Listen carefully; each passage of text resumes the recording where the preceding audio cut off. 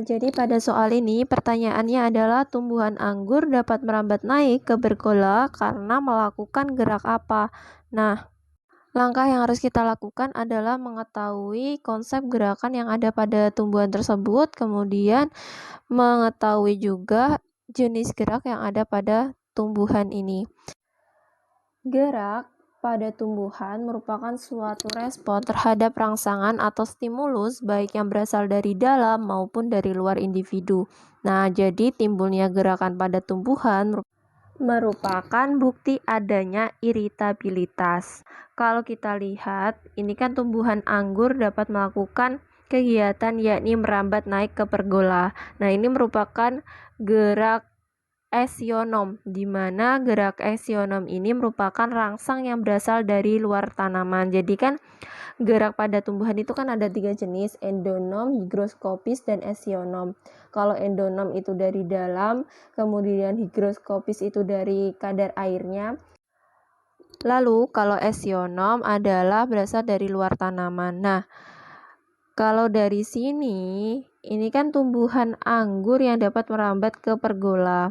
Nah, berarti jenis gerak esionomnya itu merupakan gerak tropisme, di mana gerak tropisme itu merupakan gerak tumbuhan yang arah geraknya dipengaruhi oleh datangnya rangsang.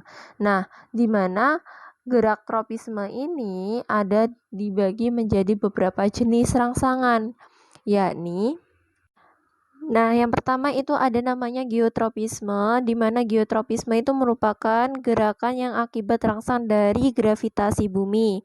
Nah, di mana geotropisme ada 2, geotropisme positif dan geotropisme negatif. Kalau positif itu gerak organ tubuhnya mendekati inti bumi, kalau geotropisme negatif geraknya berlawanan arah gravitasi bumi atau menjauhi inti bumi. Kemudian yang kedua ada fototropisme, di mana fototropisme itu gerakan yang disebabkan oleh pengaruh rangsangan cahaya, di mana fototropisme dibagi menjadi 2 jenis, positif dan negatif, di mana pada umumnya, bagian tumbuhan di atas tanah yang bersifat fototropisme positif, misalnya bunga matahari, akan mekar dari batangnya mengikuti arah sinar matahari, dan akar dari pohon tersebut bersifat fototropisme negatif.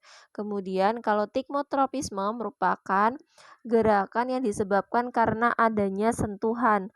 Nah, kemudian kalau hidrotropisme merupakan gerak tumbuhan yang disebabkan karena rangsangan dari air. Nah, contohnya adalah gerakan pertumbuhan akar menuju air. Kemudian ada termotropisme, di mana termotropisme merupakan gerakan yang diakibatkan karena rangsangan suhu.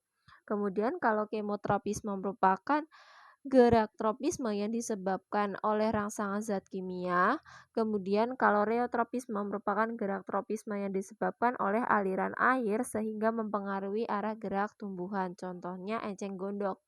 Nah, berdasarkan penjelasan tersebut, tumbuhan anggur dapat merambat naik ke pergola karena melakukan gerak, yakni gerak tikmotropisme, di mana tikmotropisme itu merupakan gerak tropisme yang disebabkan karena rangsangan sentuhan, di mana pada umumnya tikmotropisme terjadi pada tumbuhan yang pemanjat, di mana tumbuhan yang memiliki sulur seperti anggur, ubi jalar, melon, dan tumbuhan pemanjat lainnya.